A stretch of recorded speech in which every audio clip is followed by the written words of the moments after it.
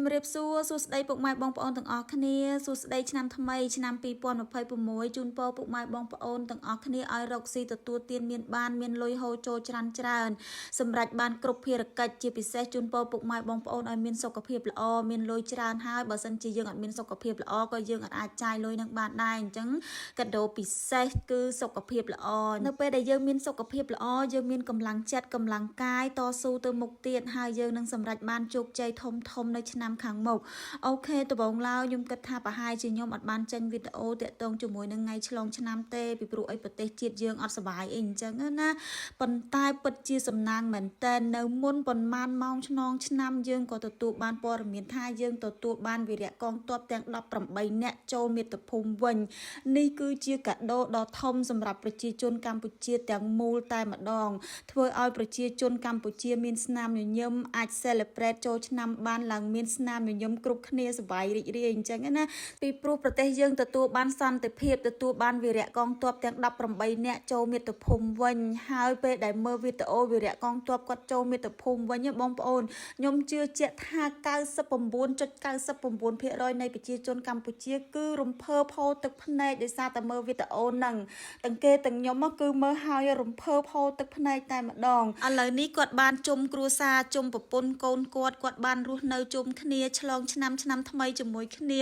ពិតជាមានសេចក្តីសុខរំភើបមែនតើហើយជាក់ស្ដែងថ្ងៃនេះផងដែរក្រុមគ្រួសាររបស់ពួកខ្ញុំក៏បានរៀបចំកម្មវិធីជួបជុំគ្រួសារដើម្បីទទួលឆ្លងឆ្នាំថ្មីដូច្នេះហើយថ្ងៃនេះពួកខ្ញុំក៏បានមកជួបជុំគ្នានៅផ្ទះបងណារ៉េតដើម្បីធ្វើអីញ៉ាំជុំគ្នាហើយម្ហូបនៅខាងអឺរ៉ុបនេះរដូវត្រជាក់អញ្ចឹងភាគច្រើនធ្វើតែស៊ុបញ៉ាំទេបងប្អូនមេឃត្រជាក់ដក2ដក3អង្សាសេអីអញ្ចឹងបានស៊ុបក្តៅគឺថាឆ្ងាញ់ណាស់ម្យ៉ាងមុខម្ហូបឆ្លងឆ្នាំការញ៉ាំជួបជុំគ្នាហ្នឹងគឺមានតែស៊ុបហ្នឹងហើយគឺងាយស្រួលធ្វើស៊ុបសាច់អាំងហ្នឹងគឺជាមុខម្ហូបដែលហៅថាសម្រាប់កម្មវិធីឆ្លងឆ្នាំមិនថានៅខ្មែរមិនថានៅអឺរ៉ុបទេភាគច្រើនញ៉ាំតែស៊ុបសាច់អាំងហ្នឹងឯងគឺជាមុខម្ហូបដ៏ពេញនិយម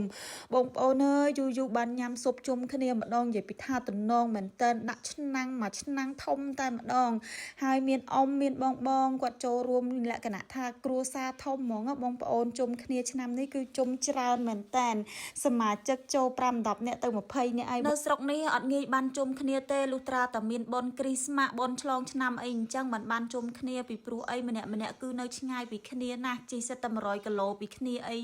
ហើយម្យ៉ាងពួកយើងប្រឹងធ្វើការរៀងខ្លួនអីអញ្ចឹងទៅអញ្ចឹងដូច្នេះមួយឆ្នាំបានជួបគ្នាតែម្ដង2ដងអីទេអញ្ចឹងមានធ្វើអីក្រៅពីការញ៉ាំជុំគ្នាហើយបន្ទាប់ពីញ៉ាំហើយយើងក៏មានកាដូជូនគ្នាដើម្បីទុកជាអនុស្សាវរីយ៍ចុងឆ្នាំ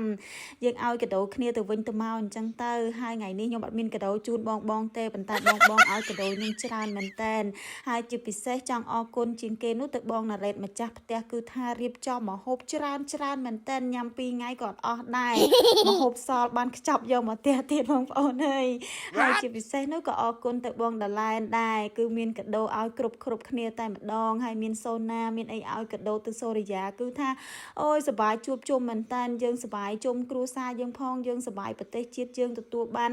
វីរៈកងទ័ពត្រឡប់មកវិញផងធ្វើឲ្យការឆ្លងឆ្នាំនេះគឺមានភាពរីករាយមែនតែនតែម្ដងហើយក៏ជាឆ្នាំដំបូងដែលខ្ញុំមកឆ្លងឆ្នាំនៅលើទឹកដីអឺរ៉ុបនេះដែរពីព្រោះខ្ញុំកន្លងមកខ្ញុំធ្លាប់តែឆ្លងឆ្នាំ30ឆ្នាំជាងហើយនៅស្រុកខ្មែរខ្ញុំមិនដែលមកឆ្លងឆ្នាំនៅអឺរ៉ុបទេនេះគឺជាឆ្នាំដំបូងឆ្នាំលើកទី1សម្រាប់ខ្ញុំជាមួយនឹងបងធ្វើឲ្យខ្ញុំមានអនុស្សាវរីយ៍និងភាពកក់ក្ដៅមែនតើដូចអ្នកទាំងអស់គ្នាបានដឹងអញ្ចឹងខ្ញុំទៅមកនៅអឺរ៉ុបនេះបានរយៈពេល9ខែទេអញ្ចឹងអ្វីគឺថ្មីសម្រាប់ខ្ញុំច្រើនមែនតើគឺមានតែបងទេគាត់ជួយណែនាំអញ្ចឹងណាអូខេអញ្ចឹងបន្ទាប់ពីយើងចែកកាដូចែកអីគ្នាហើយក៏ដល់ម៉ោងឆ្លងឆ្នាំហើយអញ្ចឹងពួកយើងក៏ចាប់ផ្ដើមជួលស្រាសម្ប៉ាញដើម្បីទទួលឆ្នាំថ្មីនិងមានការថតរូបទុកជាកាដូអនុស្សាវរីយ៍ទុកមើលឆ្នាំក្រោយអូខេវីដេអូនេះមានតែប៉ុណ្្នឹងទេអរគុណជម្រាបលាជូនពរឆ្នាំថ្មី